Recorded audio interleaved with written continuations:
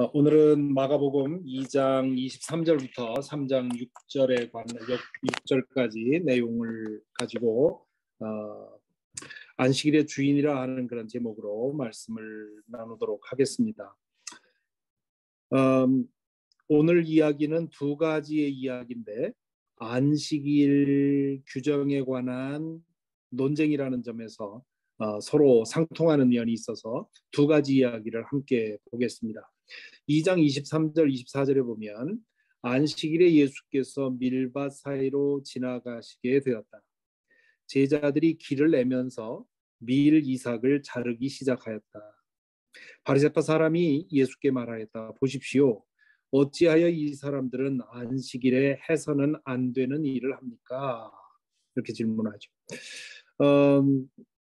나중에 보면 알겠지만 이 안식일에 예수께서 제자들과 함께 밀밭 사이로 지나가신 이유는 이제 회당에 가기 위함입니다. 예배드리기 위해서 회당을 가기 위해서 가는데 이제 밀밭 사이로 지나가면서 제자들이 그 밀을 이렇게 헤쳐가면서 길을 내면서 아마 시장했던가 보죠. 밀 이삭을 자르기 시작했다. 그렇게 되어 있습니다. 율법에 보면 아주 재미있는 규정이 나옵니다. 신명기 23장 24절 25절에 보면 다른 사람의 포도원에 들어가서 포도를 따 먹는 거는 허용이 됩니다. 용서가 되죠. 왜냐하면 가난한 사람들이 그럴 필요가 있기 때문에. 그런데 과일을 따가는 것은 그건 금지됩니다. 죄이죠. 그건 훔치는 것이기 때문에. 마찬가지로 다른 사람의 소유의 밭에 들어가서 곡식을 베어가는 것은 죄입니다. 그런데 이삭을 잘라서 손으로 비벼 먹는 것은 허용이 됩니다. 이것도 역시 가난한 사람들을 위한 배려라고 할 수 있죠. 그러니까 지금 이 밀 이삭을 자르는 것은 밀 이삭을 잘라서 비벼 먹는 것은 그것 자체로 문제가 되지 않습니다. 근데 이제 문제는 뭐냐면 이 바리새파 사람이 예수께 말하였다. 보십시오. 어찌하여 이 사람들이 안식일에 해서는 안 되는 일을 합니까? 라고 질문하죠. 십계명은 안식일에 일하지 말라 그렇게 규정을 합니다. 자, 그렇기 때문에 근데 이게 한 문장으로 돼 있기 때문에 안식일이 언제부터 언제까지냐? 그것도 문제죠. 그래서 이제 각 회당에서는 안식일의 시작을 알리는 나팔 소리, 그리고 안식일이 끝나는 시간에 나팔 소리를 불어서 정확하게 그 시점을 알려줍니다. 그래서 이제는 일해도 된다. 이제부터는 일하지 말라. 이런 지시를 내리는 거죠. 뿐만 아니라 하지 말아야 할 일의 기준이 무엇인지도 규정해야 되죠. 왜냐하면 안식일이라고 해서 아무 일도 안 하고 살 수는 없는 거니까. 그래서 이 율법학자들은 안식일에 해서는 안 될 일과 해도 될 일을 아주 세밀하게 규정을 합니다. 그래서 안식일에는 취사를 할 수가 없습니다. 그래서 금요일 날 그 안식일, 오늘날에 이제 그 안식일은 토요일이니까 오늘날로 따지면 금요일 날에 토요일 하루 동안 먹을 음식을 다 조리를 해놓습니다. 그런데 그 조리한 음식을 데우는 정도는 일에 속하지 않는 겁니다. 또 회당에서 성경 두루마리를 나르는 정도 이하의 물건은 들어도 된다. 또 집에서 회당까지 가는 정도의 거리는 걸어가도 된다. 뭐 이동해도 된다. 뭐 이런 규정이 있는 겁니다. 그래서 그거는 성경에 있는 게 아니라 율법학자들이 계속해서 토론해가면서 정해놓은 겁니다. 그러니까 지금 여기 안식일에 해서는 안 되는 일이라는 말은 이 안식일에 곡식을 손으로 비벼 먹는 것은 탈곡에 해당합니다. 그래서 이미 조리된 음식을 먹는 것은 허용되지만 탈곡도 안 되고 추수도 안 되고 또 취사도 안 되고 이 음식을 만드는 것도 안 된다고 규정을 한 것입니다. 그러니까 이제 예수님의 제자들이 미리삭을 비벼 먹는 것을 보고 시비를 건 것이죠. 자, 그러자 26절 27절에서 이렇게 계속 말합니다. 예수께서 그들에게 말씀하셨다. 다윗과 그 일행이 먹을 것이 없어서 굶주릴 때에 다윗이 어떻게 하였는지를 너희는 읽어보지 못하였느냐. 아비아달 제사장 대제사장 때에 다윗이 하나님의 집에 들어가서 제사장들 밖에는 먹어서는 안 되는 제단 빵을 먹고 그 일행에게도 주지 않았느냐 이렇게 말합니다. 자, 지금 이 얘기는 사무엘상 21장 1절부터 6절에 나오는 얘기입니다.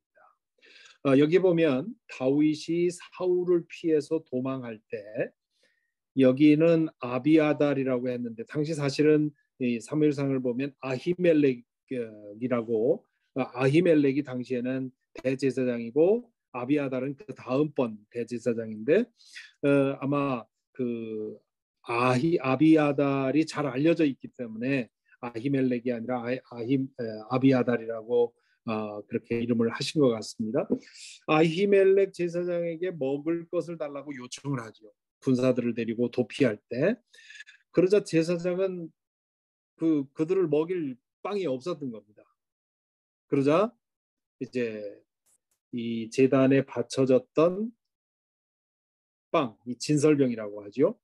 진설병을 새로 구워서 드리면서 이미 하루 동안 성전에 있었던 빵을 가지고 나와서는 그것을 주지요. 근데 그 진설병은 오직 제사장만 먹게 되어 있습니다. 그런데 다윗이 그것을 먹었죠. 다윗은 제사장이 아닌데 이 진설병을 먹을 수 있는 자격이 없는데도 그걸 먹은 겁니다. 왜 그렇습니까? 그 이유는 왕으로서 다윗은 제사장보다 권위가 높았기 때문입니다. 그러니까 이 진설병 규정은 다른 모든 사람에게는 적용이 되지만 왕인 다윗에게는 적용이 되지 않았습니다. 왕이 그 제사장보다 높았기 때문에. 그래서 예수님은 이 이야기를 통해서 이 대답을 통해서 자신은 다윗처럼 율법에 저촉되지 않는 초월적인 권위를 가지고 있다는 사실을 암시하는 거죠. 율법이라고 하는 것은 그 제사장과 그 아래에 있는 사람들을 위한 것이지 예수님은 율법을 주신 하나님의 권위와 같은 그런 권위를 가지고 있기 때문에 거기에 저촉되지 않는다는 겁니다. 그러니까 이 말씀은 아주 암시적이지만 예수님의 권위가 예수님이 다윗 임금에 맞먹을 만큼 그렇게 높은 권위를 가지고 있다는 뜻입니다. 그리고는 예수님이 그들에게 계속 말씀하시기를 안식일이 사람을 위하여 생긴 것이지 사람이 안식일을 위하여 생긴 것이 아니다. 이렇게 얘기하죠.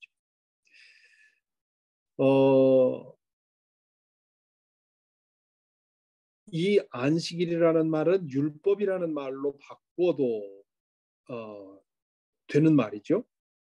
율법이 사람을 위해서 주신 겁니다.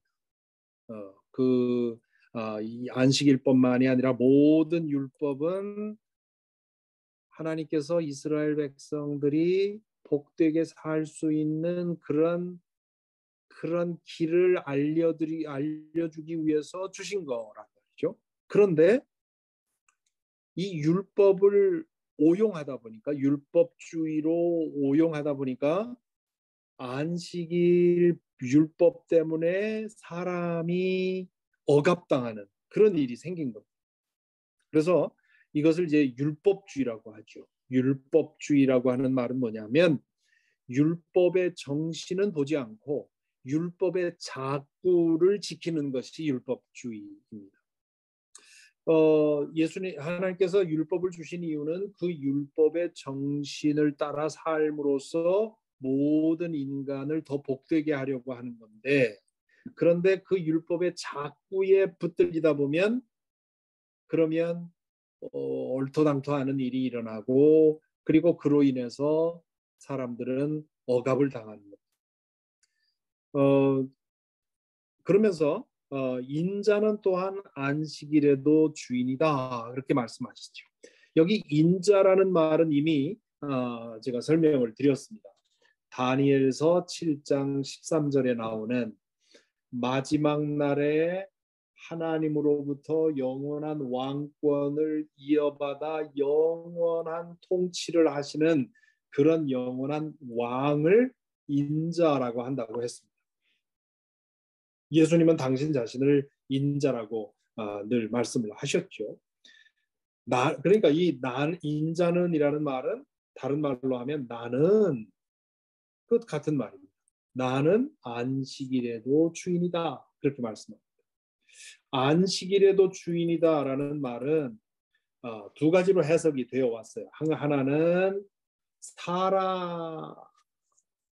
이 인자를 사람으로 생각을 해서 해석을 해서 이 앞에 있는 말과 똑같이 해석한 거죠. 사람이 안식일의 주인이다. 안식일 율법이라고 하는 것은 사람의 유익을 위해서 있는 거다. 이렇게 이런 뜻으로 이해를 해석을 하는데, 사실은 그건 잘못된 해석입니다. 왜냐하면 인자라는 말은 사람을 가리키는 말이 아니라, 혹은 사람의 아들이라는 이 예수님의 인성을 말하는 것이 아니라 영원한 왕으로서의 예수님을 말하기 때문입니다. 그래서 이 말씀의 뜻은 인자는 안식일에도 주인이다라는 말은 예수 그리스도는 안식일 율법에 구속되지 않으신다. 율법은 인간에게만 적용되고 예수님은 율법에 구속받지 않으신다고 하는, 예수님은 율법을 주신 분이라고 하죠. 그렇기 때문에 율법에 저촉되지 않는 겁니다.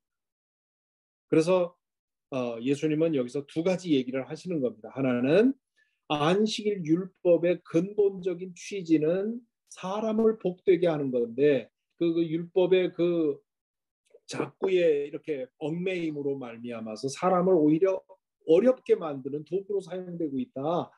그걸 바꿔야 된다. 이제 그것이 예수님이 하시는 한 가지 의미이고요. 또 하나의 말씀은 나는 율법을 준 사람이다. 성삼위 하나님이 모세에게 율법을 주었는데, 그러므로 내가 율법에 저촉되고 율법에 구속돼서는 안 되겠다. 이제 그런 얘기죠. 그러니까 2장, 우리가 앞에서 본 2장 10절에 나오는 인자가 땅에서 죄를 용서하는 권세를 가지고 있음을 너희에게 알려주겠다라는 말과 같은 맥락입니다. 나는 인자다. 나는 장차 영원한 나라를 이어받아 영원한 나라를 다스릴 그런 영원한 왕이다.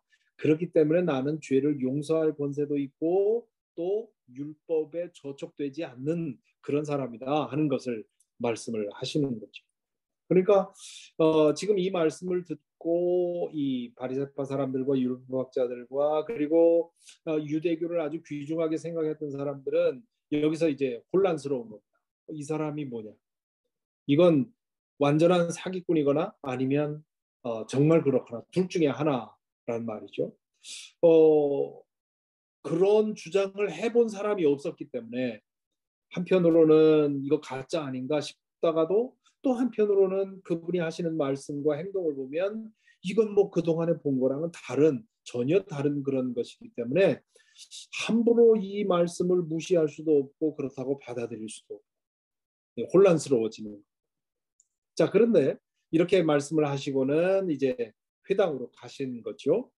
이 회당은 지금 앞에 흐름을 보면 가버나움의 회당이라고 볼 수가 있는데, 회당에 들어가셨는데 거기에 한쪽 손이 오그라든 사람이 있었다.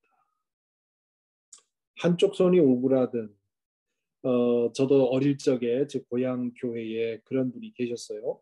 오른손이 이렇게 마비가 이렇게 쭉 오그라들어서 제대로 쓰지 못하는 그런 분이 계셨는데 딱 지금 이 구절을 읽을 때마다 그분이 생각이 나는데 평생 그렇게 사신 거죠. 그 손으로.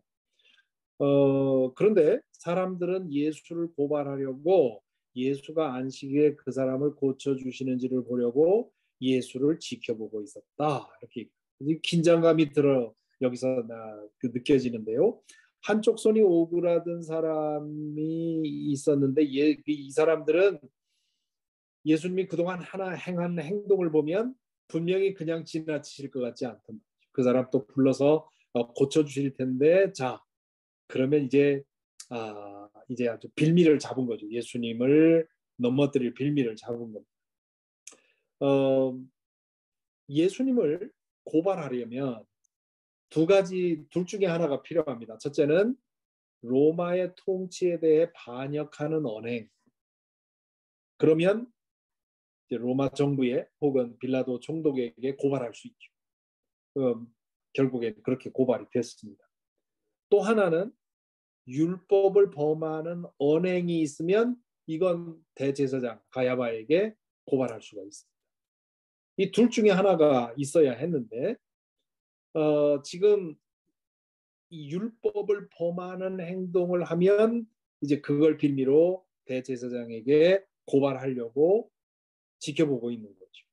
이게 왜 문제냐 하면 율법학자들에 의하면 안식일이 끝날 때까지 치료하지 않으면 생명이 위태로울 때에만 안식일의 치료 행위가 허용이 됩니다. 이 한쪽 손이 오그라든 사람은 지금 생명이 위태한 상태가 아니에요. 어제도 그랬고 내일도 그럴 거고. 그러니까 그냥 두어도 내일이면 고칠 수 있는 거죠. 굳이 오늘 고쳐야 할 이유가 없다고 생각하는 겁니다. 그래서 만일 예수님이 그 사람을 치유해주면 율법을 어겼다는 혐의를 씌울 수 있는 거죠. 자, 여기서 율법주의가 얼마나 비정한 것이 될 수 있느냐 하는 것을 알 수가 있죠.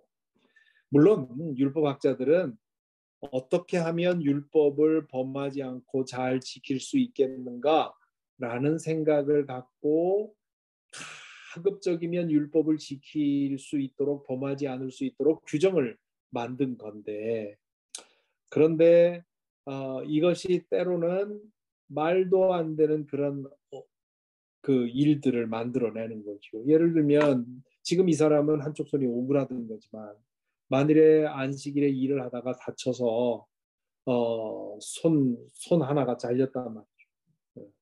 그러면 이걸 치료하지 그냥 두면 내일 죽는다 하면 치료할 수 있고 그렇지 않으면 그냥 지혈만 해놓고 하루를 기다리라는 말입니다. 그러니까 이게 안식일에 일하지 말라고 하는 것은 안식일에 그런 노동과 뭐 하루라도 더 먹고 살기 위한 그런 그런 노동을 금지시킴으로써 우리의 삶을 하나님이 축복하시고 인도하시고 하신다는 사실을 감사하고 축하하고 나누라는 뜻이거든요. 오늘 아침에 신문에 보니까 이번 성탄절과 1월 1일에도 이러이러한 스토어는 계속 일을 합니다. 이렇게 광고가 나와 있는데 이 안식일 율법이라고 하는 것은 이러한 그 상업주의가 결국은 놓아두면 상업주의로 인해서 인간은 탐욕으로 인해서 멈추지 않고 더 많이 더 살기 위해서 이렇게 일하게 되어 있는 겁니다. 서로 경쟁을 하다 보니까 크리스마스 날이라도 오픈을 해서 더 많이 돈을 벌어야 된다고 생각을 하는 거죠. 과거처럼 제가 맨 처음 공부 시작했을 80년대만 해도 그 할러데이에는 그냥 다 문을 닫은 그러면서 다 있는 것에 만족하며 그것을 축하하고 감사하는 그런 분위기가 있었단 말이죠. 그런데 그런 상황에서 하나 둘씩 그 법을 고쳐가면서 할러데이에도 일을 하고 그러면서 자정까지 일하고 또 난스톱으로 일하고 뭐 이렇게 되면서 무한 경쟁이 됩니다. 결국 이러한 사태가 올 것을 하나님께서 보셨기 때문에 일주일에 하루는 일을 멈춰라.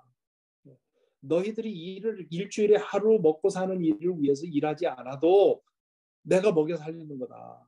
너희들이 먹고 사는 거는 너희들이 노력해서 먹고 사는 게 아니라 내가 공급해줘서 먹고 사는 거니까 일주일 동안 일하고 하루는 쉬면서 하나님께 감사하고 축하하고 그리고 믿는 사람들이 서로 나눠 먹어라, 베풀고 축하하라 하는 그런 뜻으로 하신 거죠. 주신 거죠.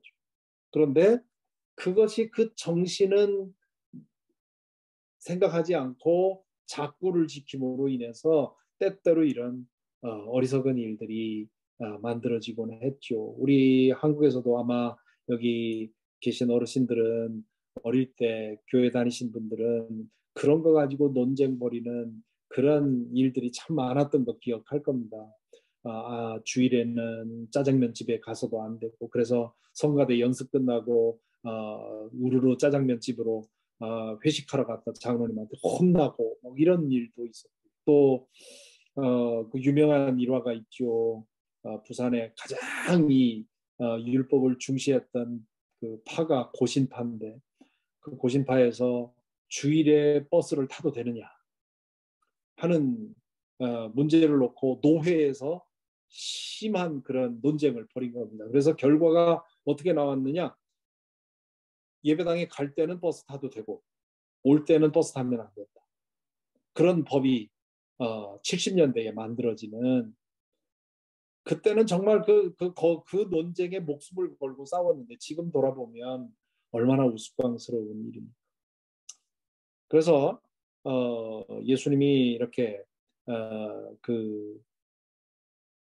예수님을 걸어 넘기려고 했던 사람들도 바로 이런 율법주의에 근거해서 예수님을 걸어 넘기려고 한 거죠.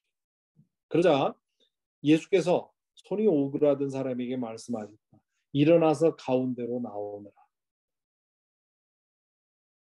예수께서 이 손 오그라든 사람을 가운데로 나오라고 한 겁니다. 그러니까 예수님이 의도적으로 지금 그 사람들의 속마음을 알고는 이 도발하려고 한 거죠. 좀 더 자극적으로 얘기하시려고 하는 겁니다.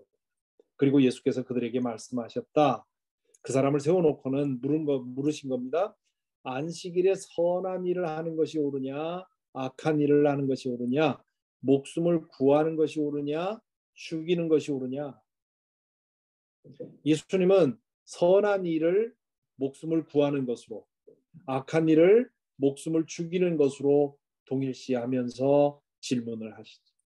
지금 안식일은 선한 일을 하라고, 목숨을 구하는 일을 위해 일을 하라고 그 노동을 멈추라고 한 건데 결국은 작구에 얽매여서 목숨을 죽이는 그 사람의 고통을 하루 더 늦추는 그런 일을 하고 있는 겁니다.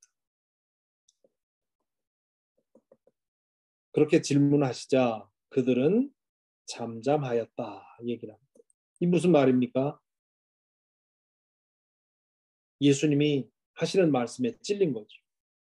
자신들이 율법의 본뜻을 버리고 율법주의에 빠져 있었다는 것을 인정하게 되니까 아무 말 못한 거죠. 그러자 예수께서 노하셔서 그들을 둘러보시고 그들의 마음이 굳어진 것을 탄식하시면서 지금 그동안의 마가복음에는 예수님의 감정에 대해서 언급한 적이 별로 없습니다.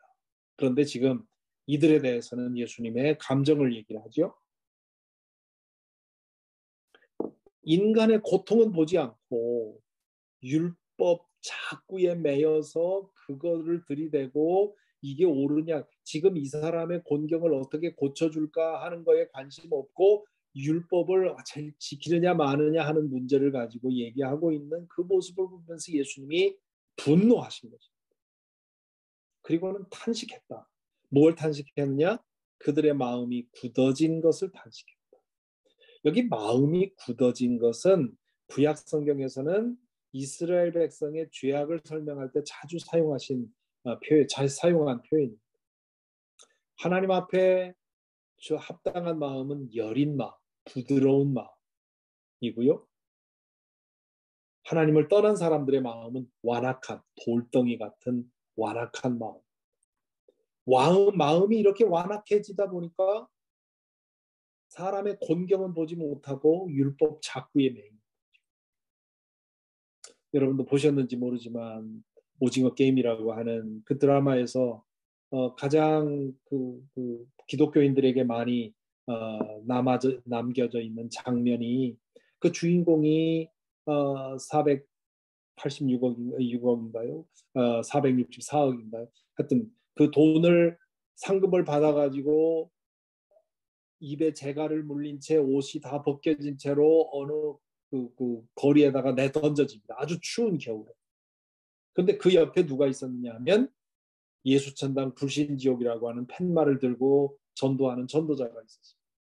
그 전도자가 이 재갈이 물려 있었고 손은 뒤로 묶여 있고 옷은 다 벗겨지고 추위와 배고픔에 떨고 있는 입에는 상금 카드가 물려 있는 이 주인공에게 다가가서 뭐라고 합니까?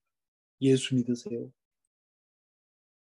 지금 이 감독은 그 장면을 통해서 인간의 고통에는 전혀 관심 없고 교리와 복음 전파와 이런 거에만 관심 있는 기독교인들, 율법주의화된 기독교인들을 조롱하고 있죠.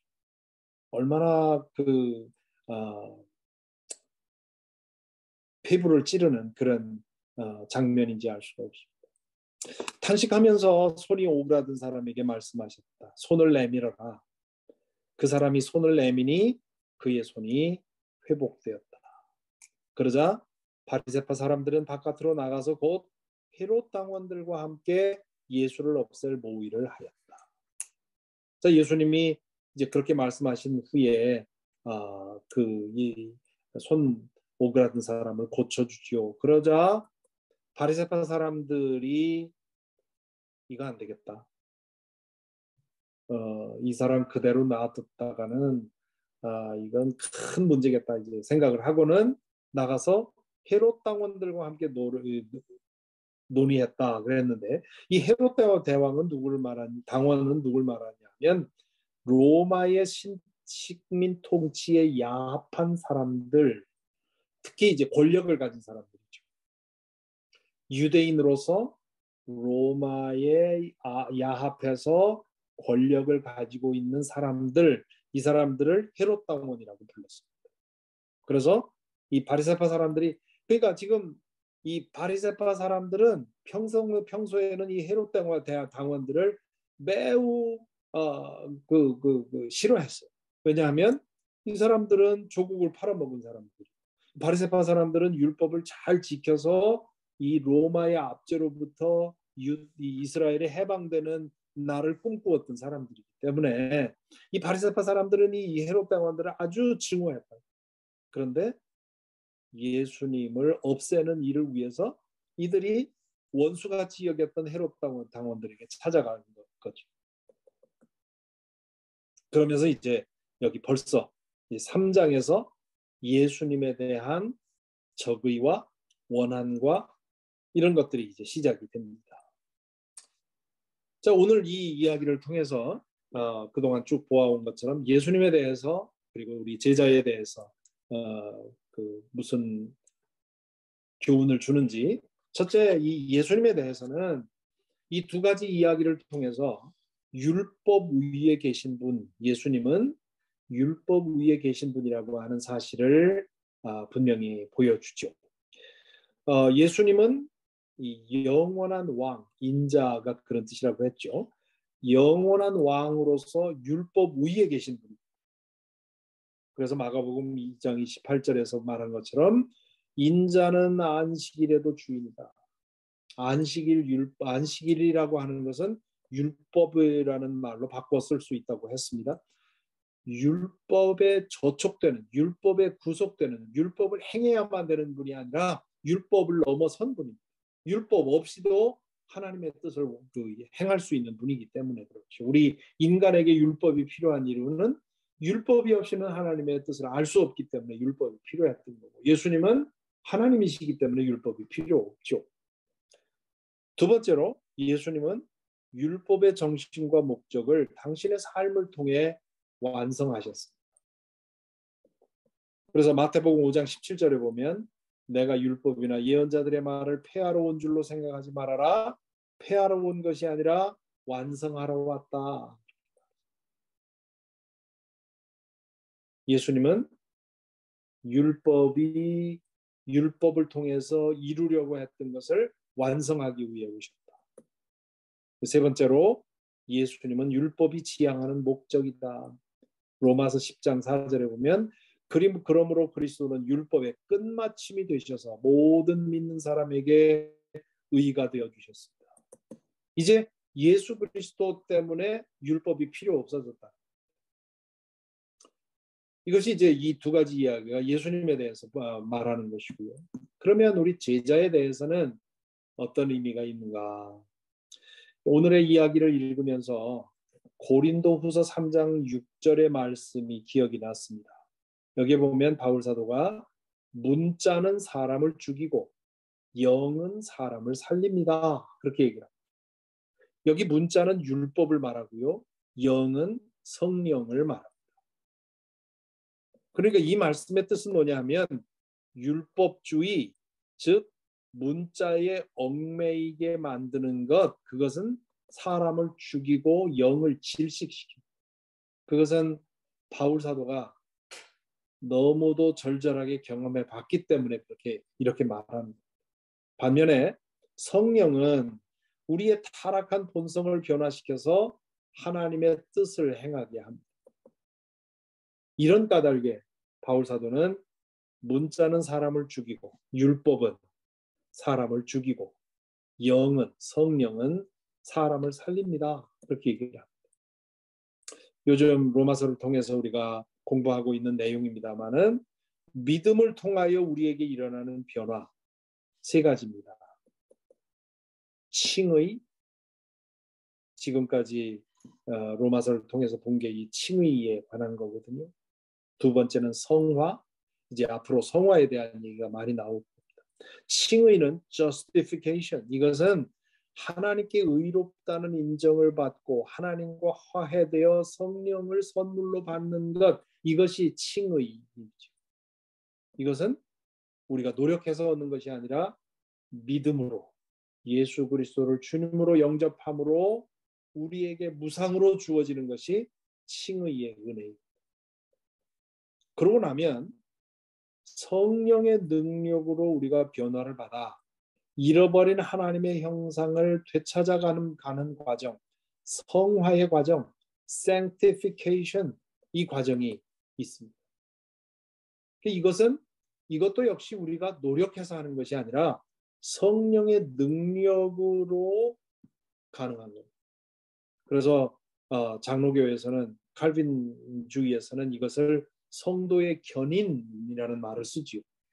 하나님께서 성도를 이끌어 주신다는 거룩한 길로 인도해 주시는데 그게 성령이죠. 그래서 감리교에서는 성령의 성도의 견인이라는 말은 쓰지 않지만 성령의 능력으로 변화를 받아 잃어버린 하나님의 형상을 회복해 가는 겁니다. 이 상태에 있으면 율법을 글자 그대로 지켜서 행하려고 하는 그런 상태를 넘어설 수 있는 것입니다. 그리고 마지막으로 하나님 나라에서 우리는 하나님의 형상을 온전히 회복해서 glorification, 영화롭게 변화한다. 그런 얘기죠. 지금 우리는 이 성화의 과정에 있습니다. 그런데 이 성화의 과정에 있으면서도 여전히 때때로 우리는 율법주의에 빠지곤 하죠. 글자에 자꾸에 붙들리는 것. 어떤 사람들은 이 안식일 규정에 대해서 나왔으니까 주일 성수가 뭐냐? 주일 성수를 자꾸에 붙들리면 많은 사람들이 어떻게 생각합니까? 주일에 예배 드리는 게 주일 성수라고 생각을 해요. 1시간 예배 드리고 나머지는 어떻게 살든 난 주일 지켰다 이렇게 생각을 하는 거예요. 그거 아니죠. 주일 성수의 정신이라고 하는 것은 주일 하루를 온전히 일을 멈추고 노동하는 일을 멈추고 그 주일 하루를 예배와 성도 간의 사귐과 또 어려운 사람들을 돕고 베풀고 하는 이러한 이 주일 하루를 온전히 거룩하게 지키는 이것이 하나님을 생각하면서 예배의 마음으로 지키는 것이 이게 주일 성수죠. 근데 그것도 정신의 문제예요. 예를 들면 제가 아는 어느 그 한국에서 제가 알았던 어느 분이 중소기업 사장이신데 교회 장로님이십니다. 그런데 그 공장이 주일에도 뭔가 그 오퍼레이션이 돼야 월요일 날 계속 가동을 할 수 있기 때문에 어, 주말이 되면 당직을 서서 그 계속 관리를 하는 사람들이 있어야 돼. 이 사장으로서 이 장로님은 굉장히 자주 당신이 주말 당직을 쓰시는 거예요.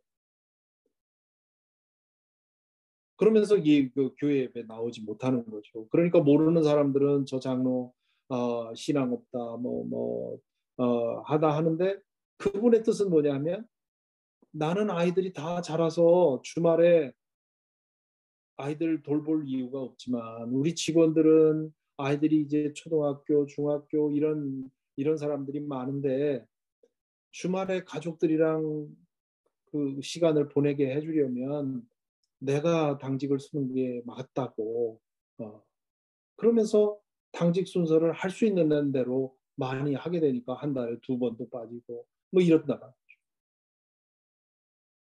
자, 이랬을 때 과연 이 사람은 주일 성수를 범한 건가? 만일에 그분이 예배드리기도 싫고 혹은 교회에서 뭐 보기 싫은 사람도 있고 뭐 이런 것 때문에 그런다면 그렇다면 그 사람은 그 주일을 범한 거겠죠. 그러나 이분은 주일 아침 일찍 그 예배 드릴 수 있는 장소를 찾아가서 아침 이른 시간에 예배를 드리고 그리고는 곧바로 회사로 가서 당직을 쓰신다. 그랬을 경우에 그것은 문자적으로는 주일을 범한 거지만 영적으로는 오히려 주일의 정신을 실천하고 있다고 볼 수 있습니다. 그러니까 우리가 영으로 살아간다는 것. 이 문자 그대로 하나하나 그걸 시시콜콜 따져가면서 지키는 것이 아니라 성령께서 나를 변화시켜 주시고 성령께서 인도하시고 성령께서 영감 주시는 대로 살아가는 그런 삶이 우리에게 필요한 것이다. 예수님께서 너희의 의가 서기관과 바리새인의 의보다 더 나아야 된다고 얘기하셨을 때 그 이유는 그 의미는 바로 이런 것이라고 생각을 합니다. 그래서 오늘 이 말씀을 통해서 성령의 충만한 가운데서 성령이 인도하시는 대로 하나님의 뜻을 분별해 가면서 살아가는 그런 삶을 살아가기를 다짐할 필요가 있다 싶습니다.